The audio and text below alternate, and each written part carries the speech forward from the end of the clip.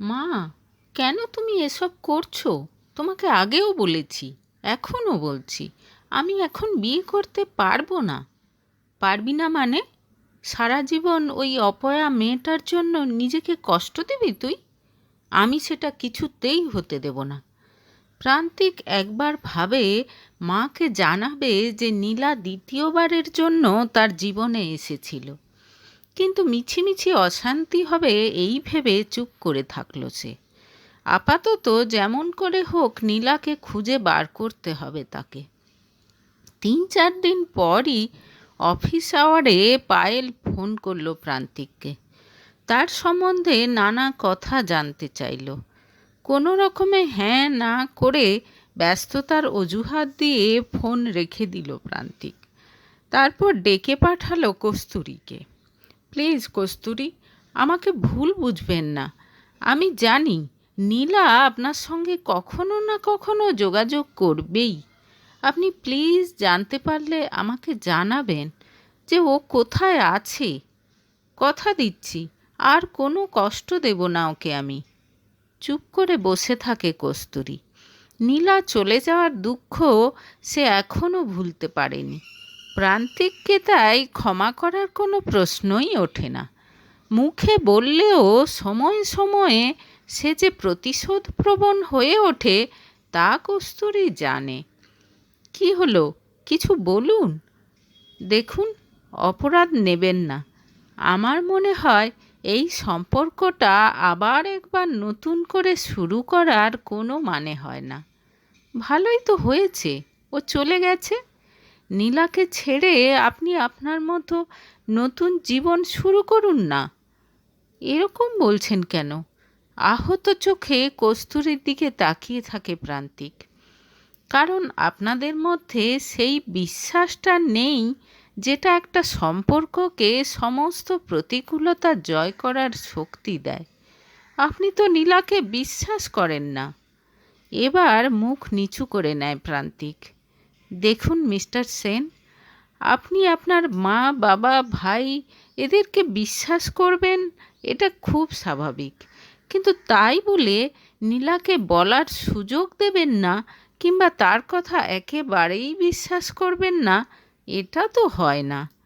কথাগুলো বলেই উঠে পড়ল কস্তুরী। যতই হোক প্রান্তিক তার বস, এর চেয়ে বেশি কিছু বলা উচিত হবে না। কস্তুরী চলে যাবার পর কিছুক্ষণ মাথা চেপে ধরে বসে থাকে প্রান্তিক। সত্যি নীলার সঙ্গে সে অনেক অন্যায় করেছে। বনি বলতে এখন সে নিজের ভাইয়ের আসল রূপ জানতে পারল, কিন্তু নীলা তো তাকে অনেকবার সেটা বোঝানোর চেষ্টা করেছে, সে বিশ্বাস করেনি। তবে কি নীলার বলা বাকি কথাগুলোও সত্যি? বুকের ভেতরটা কেঁপে উঠল প্রান্তিকের। তার নিজের মা কি কখনো এরকম করতে পারে? ভাবতে ভাবতে 2.5 বছর আগের সেই দিনটায় ফিরে গেল প্রান্তিক। তাড়াহুড়ো করে সিঁড়ি দিয়ে নামতে গিয়ে গড়িয়ে নিচে পড়ে গিয়ে জ্ঞান হারিয়েছিল নীলা। মাথায় একটা জায়গায় কেটে রক্ত বের হচ্ছিল। সঙ্গে সঙ্গে তাকে নিয়ে নার্সিংহোমে ছুটেছিল প্রান্তিক। অ্যানিমিয়া থাকার জন্য এমনিতেই নীলা একটু রুগ্ন, তাই মাথা ঘুরে গিয়েছে বলে ভেবেছিল প্রান্তিক। কিন্তু নীলাকে চেক আপ করে বেরিয়ে এসে ডাক্তার বললেন ওর শরীর এখন খুব দুর্বল, সদ্য অ্যাবর্শন হয়েছে তো, ভালো খাওয়া দাওয়া, রেস্ট আর সবচেয়ে বড় কথা মেন্টাল সাপোর্টের ভীষণ প্রয়োজন ওর। আকাশ থেকে পড়ল প্রান্তিক। অ্যাবর্শন? কি বলছেন আপনি ডক্টর? অ্যাবর্শন হতে যাবে কেন? হ্যাঁ, সেরকমই তো দেখছি। প্রান্তিকের মনে হলো তার চারপাশটা দুলছে। নীলা অ্যাবর্শন করেছে, তাও তাকে না জানিয়ে? 1 মাসের জন্য একটা ট্রেনিংয়ে সিঙ্গাপুর গেছিল সে, এর মধ্যেই এত কিছু হয়েছে। নীলা তাকে জানায়নি কেন? রাগে দুঃখে ক্ষোভে সঙ্গে সঙ্গে মাকে ফোন করলো সে। নীলার সঙ্গে এখন এসব নিয়ে আলোচনা করা যাবে না। কথাটা শুনে আকাশ থেকে পড়েছিল মা। সে কি, আমাদের বংশের প্রথম উত্তরাধিকারী, আর তাকে নীলা মেরে ফেলল? এটা কি করে হতে পারে? তাছাড়া আমি তো কিছু টের পাইনি। নিশ্চয়ই অন্য কারো সঙ্গে লটঘট করেছে মেয়েটা। ও মা গো, কি সর্বনেশে ব্যাপার! ফোনে একেবারে আর্তনাদ করে উঠলেন কল্পনা। ফোন রেখে দিয়ে কিছুক্ষণ স্থাণুর মতো বসে রইল প্রান্তিক। নীলা যে এরকম একটা কাজ করতে পারে তা সে ভাবতেই পারছে না। দুদিন পর নীলা একটু সুস্থ হতেই তাকে কথাটা জিজ্ঞেস করল প্রান্তিক। প্রথমে কিছু বলতে চাইছিল না সে। তারপর প্রান্তিক যখন রুদ্রমূর্তি ধরতে আরম্ভ করল তখন ভয়ে ভয়ে মুখ খুলল নীলা। বাচ্চাটা তোমার আর আমার ছিল প্রান্তিক, বিশ্বাস করো।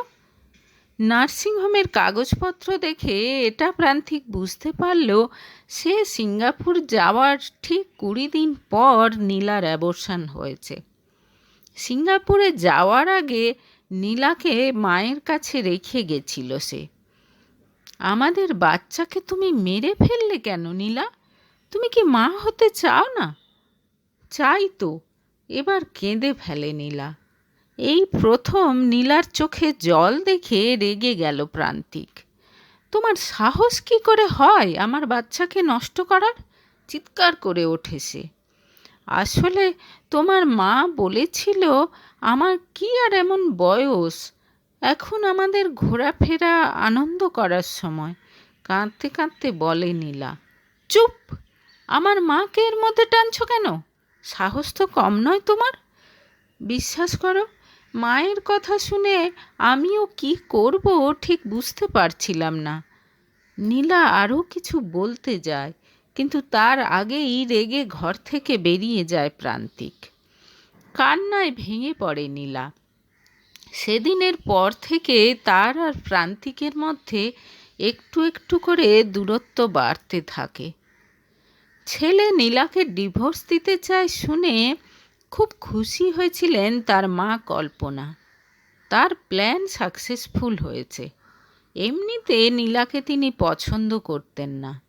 তার ওপর ছেলে যেদিন থেকে বাড়ি ছেড়ে বউ নিয়ে নতুন বাংলোতে চলে গিয়েছিল সেদিন থেকে নীলা তার দু চক্ষের বিষ। তাই সিঙ্গাপুর যাওয়ার আগে প্রান্তিক যখন নীলাকে মায়ের কাছে রেখে গেল তখনই তিনি ঠিক করে নিয়েছিলেন সুযোগের সদ্ব্যবহার করবেন, কিন্তু কোনো উপায় খুঁজে পাচ্ছিলেন না। যখনই শুনলেন নীলা প্রেগনেন্ট তখনই ছককে কষে নিয়েছিলেন তিনি। প্রেগন্যান্সি টেস্ট করে খুশিতে আত্মহারা হয়ে তাকেই প্রথম খবরটা দিয়েছিল নীলা। প্রান্তিক তখন সিঙ্গাপুরে। ইস, এত তাড়াতাড়ি বাচ্চা নিয়ে নিলে? এই তো কদিন হলো তোমাদের বিয়ে হয়েছে, মাত্র 24 বছর বয়স তোমার নীলা। জীবনে কিছুই তো করলে না। এখন তোমাদের লাইফটা এনজয় করার সময়। কোথায় খাবে দাবে ঘুরে বেড়াবে তা নয়। তোমার কি মনে হয় অন্তু এই খবরে খুশি হবে? আমার কিন্তু তা মনে হয় না। আর যদি খুশি হয়ও তাহলেও কোনো ভরসা নেই। পুরুষ মানুষের মন, দেখো, নিজের ছেলে ঠিকই, কিন্তু এটা তো বুঝি বাইরের টান উপেক্ষা করা এদের পক্ষে খুব কঠিন। আর তার মধ্যে তুমি তো এবার বাচ্চার দেখাশোনা, তার খাওয়া দাওয়া, একটু বড় হলে তার পড়াশোনা, এসবের মধ্যেই আটকা পড়ে গেলে। পুরুষ মানুষের শখ আহ্লাদ বলেও তো কিছু আছে নাকি? বাচ্চা তো পরেও নিতে পারবে, কিন্তু এই সময়টা কি আর ফিরে পাবে? নীলার পিঠে হাত বুলিয়ে বুঝিয়েছিলেন তার শাশুড়ি মা। শাশুড়ির কথা শুনে কেমন যেন দ্বন্দ্বে পড়ে গেছিল নীলা। সে ভেবেছিল বংশধর আসছে শুনে শাশুড়ি মা খুব খুশি হবেন, উল্টে তিনি এসব বলছেন। তাহলে কি হবে এখন? প্রান্তিককে একবার জানাবো কি? দেখব কি বলে। না না, একদম জানাতে যেও না। আমি বলি কি, এটাই সুযোগ, তুমি বরং অ্যাবর্শন করে নাও। অন্তু জানলে হয়তো রাজি নাও হতে পারে। শাশুড়ির কথা শুনে চমকে উঠেছিল নীলা। মন কিছুতেই সায় দিচ্ছিল না তার। কিন্তু পরদিন থেকে বারবার ঘুরিয়ে ফিরিয়ে তাকে কথাটা বোঝাতে লাগলেন কল্পনা। ধীরে ধীরে নীলাও শাশুড়ির কথায় ভরসা করতে শুরু করে দিল। তার নিজের মা বাবা নেই, এখন শাশুড়ি মাই তার গুরুজন। তিনি যখন উপদেশ দিচ্ছেন, প্রচণ্ড টানাপোড়েনের মধ্যে শাশুড়ির কথায় রাজি হয়ে গেছিল সে। নীলা, নীলা, এই ভর দুপুরবেলা সোফায় বসে বসে ঘুমোচ্ছিস? শরীর খারাপ নাকি? বিমল কাকুর ডাকে নড়ে চড়ে বসল নীলা। পরম মমতায় হাত বোলালো নিজের পেটের ওপর। যা কিছু হয়ে যাক, এবার আর তার বাচ্চার ওপর কারও কোনো খারাপ দৃষ্টি পড়তে দেবে না সে। দরকার হলে সবার অগোচরে থেকে একা সব কিছু করবে সে। এদিকে কিছুদিন পরপরই কস্তুরীর কাছে খোঁজ নেয় প্রান্তিক। কস্তুরী জানায় নীলা তার সঙ্গে যোগাযোগ করেনি। এমনকি মেলে তার আর বিপ্লবের বিয়ের নেমন্তন্ন করেছিল কস্তুরী, সেটারও কোনো রিপ্লাই নেই। এবার ভীষণ চিন্তায় পড়ে যায় প্রান্তিক। নীলা ঠিক আছে তো? চিন্তা করতে করতে সব কিছু ভুলে যেতে থাকে সে। প্রান্তিককে দেখে কস্তুরীর এবার সত্যিই খারাপ লাগতে থাকে। সব সময় কি যেন ভাবছে, চেহারা খারাপ হয়ে গেছে। এমনকি অফিসেও সে যে ঠিকভাবে কাজকর্ম করছে না, কানাঘুষোয় সে কথাও শুনেছে কস্তুরী। কিছুদিন পর খারাপ পারফরম্যান্সের জন্য অথরিটি প্রান্তিককে টার্মিনেট করতে বাধ্য হলো। অফিস ছেড়ে যাওয়ার দিন তাকে দেখে চোখে জল চলে এলো বিপ্লব আর কস্তুরীর। চাকরিতে জয়েন করার সময় কেমন দাপুটে ছিল সে, আর আজ যেন সে সব দিক দিয়ে ভেঙে পড়া নিঃস্ব একটা মানুষ।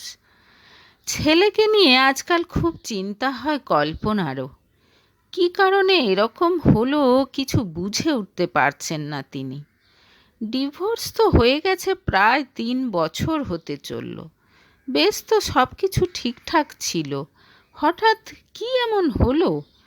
এখন সারাদিন নিজের ঘরেই চুপচাপ বসে থাকে প্রান্তিক। কত আশা করেছিলেন কল্পনা, পায়েলের সঙ্গে ছেলের বিয়ে দেবেন, কিন্তু সেও হলো না। অবশেষে শহরের এক নামকরা সাইকিয়াট্রিস্টের সঙ্গে যোগাযোগ করলেন প্রান্তিকের বাবা। এর কয়েক মাস পর একদিন সত্যি সত্যিই নীলার ফোন পেল কস্তুরী।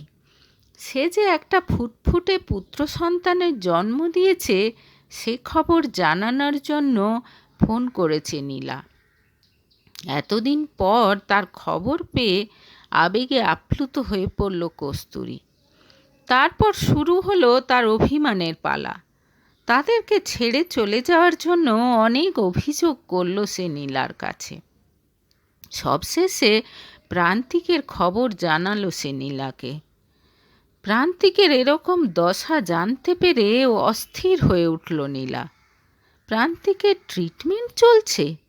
নীলার জন্য ভাবতে ভাবতে নিজের এরকম হাল করে ফেলেছে সে। এতদিনের সমস্ত মান অভিমান যেন মুহূর্তের মধ্যে কোথাও উধাও হয়ে গেল নীলার। কস্তুরীর ফোন রেখে প্রান্তিকের নাম্বারে ডায়াল করল সে। ফোন ধরলেন তার শাশুড়ি মা।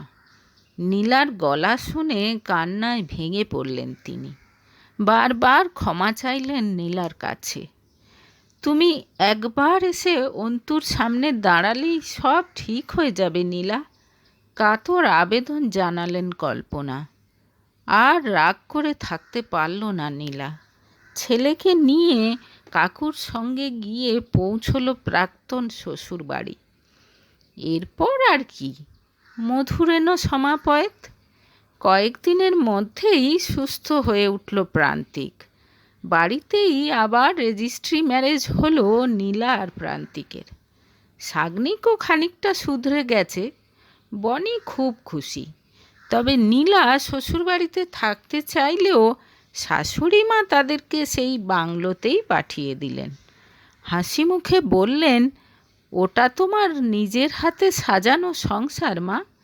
তোমাদের ডিভোর্সের পর থেকে সেই তালাবন্ধ হয়ে পড়ে আছে। যাও, আবার নতুন করে সব কিছু গুছিয়ে নাও। তোমার যেমন খুশি তেমনভাবে তুমি ওখানে থাকতে পারবে। আর শাশুড়ি বৌমা একসঙ্গে না থাকলেই সম্পর্ক ভালো থাকে। হ্যাঁ, মাঝে মাঝে নাতিকে দেখতে ইচ্ছে করলেই ওখানে চলে যাব আমরা। হই হই করে একসঙ্গে কটা দিন কাটিয়ে আসবো।